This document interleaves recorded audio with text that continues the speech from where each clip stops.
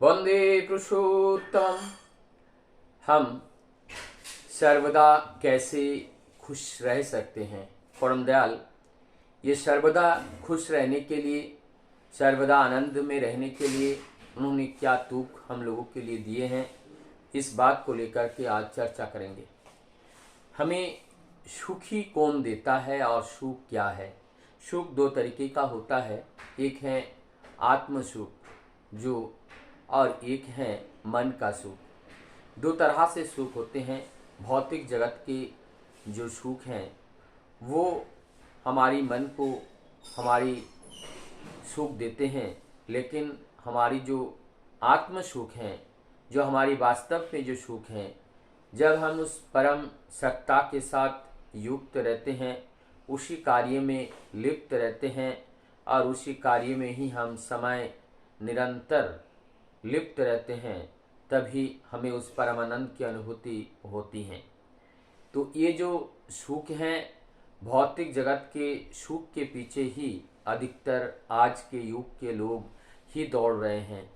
लेकिन हमें जो आत्म सुख अगर हम पाना चाहते हैं, तो इस भौतिक जगत के माध्यम से हमारे लक्ष्य को ठीक उसी टारगेट की ओर रखते हुए आगे बढ़ता हुआ चलना पड़ेगा, तभी हम उस परम सुख की आशा एवं अनुभूति कर सकते हैं।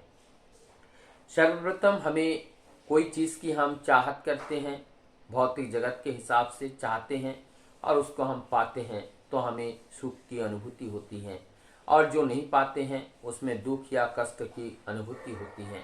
तो भौतिक जगत की जो चाहत है उसकी पाने का इच्छा पूरा जब होती है तो ये सुख होती हैं, ये भौतिक जगत की हैं। लेकिन आध्यात्मिक जगत में जब हम उस परम सत्ता से, जिस सत्ता से हम आए हैं, हम जिसके उत्खेप हैं, और पुनः जब हम उस महासागर के साथ जब विलीन हो जाते हैं, तभी हमारी उस परमानंद की प्राप्ति होती है।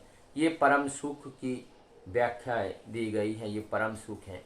तो हमारी जीवन की अगर हम चाहत पूरी होती हैं, तो मान लो हम चाहत ही अगर ना करें और ये अपनी चाहत को अगर ना बढ़ाएं, अपनी इच्छा को अगर ना बढ़ाएं, तो इसका मतलब जब हम इच्छा को बढ़ाएंगे नहीं, चाहत को बढ़ाएंगे नहीं, तो हमारी अंदर किसी भी तरह का कोई दुख की अनुभूति नहीं होगी। और ये जो चाहत है, चाहते हमारी दुख को बढ़ाती हैं।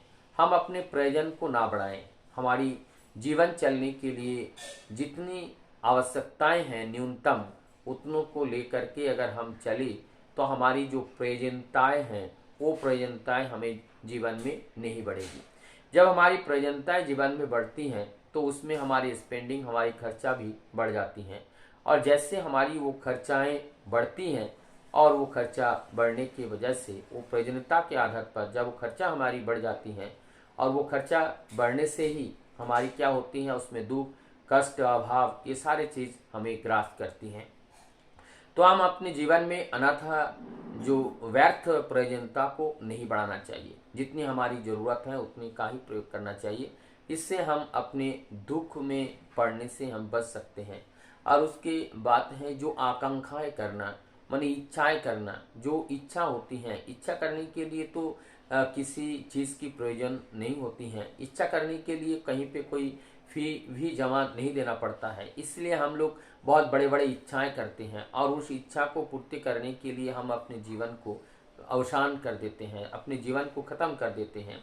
तो अपने इच्छा को विराम रखना होगा, और अपने जो आकांक्षाएं हैं, उस आकांक्षा, दोनों ही इच्छा है, ये इच्छा आकांक्षा को हमें अंकुश लगाना पड़ेगा। जब हम इच्छा और आकांक्षाएं को हम जब जो एम्बिशन को, जो उच्च एम्बिशन तो नहीं है, भौतिक जगत के बहुत बड़े बड़े चीज़ को प्राप्त करने की जो इच्छाएं हैं, ये आकांक्षाएं हैं, ये आकांक्षाएं को जब हम अंकुश लगाते हैं, तो हमारी जीवन में दुख नाम की चीज़ हमें ग्रास नहीं कर पाती हैं।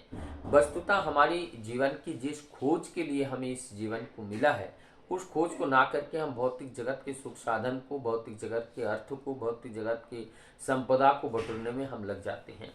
और जब ये बटोरने में लग जाते हैं, और इसी के बटोरने के रास्ते पे अनेक रोड़ा आती हैं, अनेक बाधाएं आती हैं, और उस बाधा को अतिक्रमण करते करते ये जीवन समाप्त हो जाती है। तो जीवन की असली जो खोज है या असली जो उद्देश्य है उसका परिपूर्ण नहीं होते हैं और माझधार में ये जीवन खत्म हो जाते हैं और जिस कार्य के लिए हम आए थे उस कार्य नहीं कर पाते हैं, इसलिए अपूर्ण रूप से हम अपने जीवन को अवसान करते हैं। तो ऐसे ना करके जब हम इस ज्ञान को, इस बोध को हमारे अंदर हो जाए कि भौतिक जगत की ये जो अनित्य वस्तु है, अनित्य वस्तु से बहुत ज़्यादा आसक्त ना हो करके जो हमारी नित्य की खोज है, जो सत्य की खोज है, उस खोज में हम लग जाएं और हम अपने जीवन में आनंद को निरंतर बरकरार रखें। और उसी की राह है कि परम सत्य की खोज, परम सत्य का जानना और जान करके उसी राह पर चलते हुए उनके निर्देशावली को, सत्य का जो निर्देश है वही हमारा वेद है, सत्य जो कहती हैं वही वेद है। और वेद जो होते हैं अपरूष हैं, यानी कि ये किसी से दिया हुआ नहीं होते हैं। और ये अपरूषी तत्व जब पुरुषोत्तम नरदेह धारण करके आते हैं और उनके मुख से भी इस तरह से वेद वाक्य का निर्झर वो निर्गत होते हैं और जिसको इस मानव कुल में एवं इस सृष्टि जगत में उसको पा करके अपने जीवन में उत्तरोत्तर वर्धनशील होकर के परम पिता के राह में सहज और सरलता के साथ उस गणतव्य तक पहुंच पाते हैं। वंदे